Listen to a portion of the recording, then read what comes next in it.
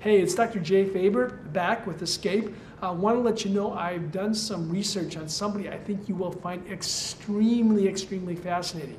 Reverend Jeffrey Brown from Boston, Massachusetts. Reverend Brown started out initially to try to build mega churches, big churches where the African American population could come, spend time, create community.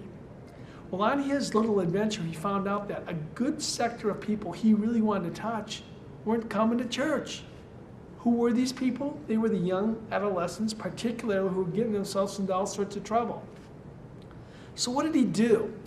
He decided rather than having to try to persuade the kids to come to his church, he'd go meet the kids where they were at.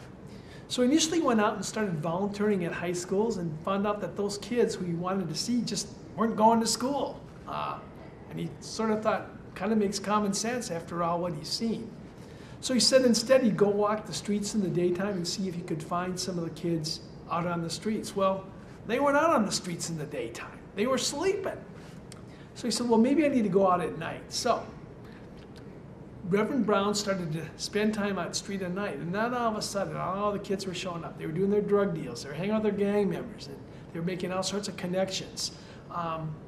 He was a bit frightened, understandably. And by the way, I think it took a lot of courage to take that step. But the kids were actually watching Reverend Brown. They wanted to know who he was. They wanted to know if he was consistent. And they wanted to make sure that he wasn't out there trying to exploit them for his own personal measure. Over time, when he developed a consistency with them, they actually started coming up and talking with him.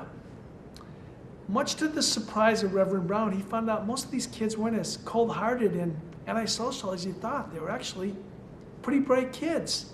Pretty savvy kids, and they were mainly trying to overcome life's harshness and using the nighttime to build their business, whether it be legal or not, to make money and incomes meet.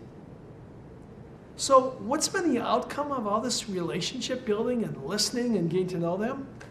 Well, the crime rate in adolescence has dropped by 79% in Boston. 79%. That is huge numbers. When you think of all the money and other activities spent to try to get these kids, and all it's taken for him is to build a solid relationship with these kids. Check out Reverend Brown on TED Talks.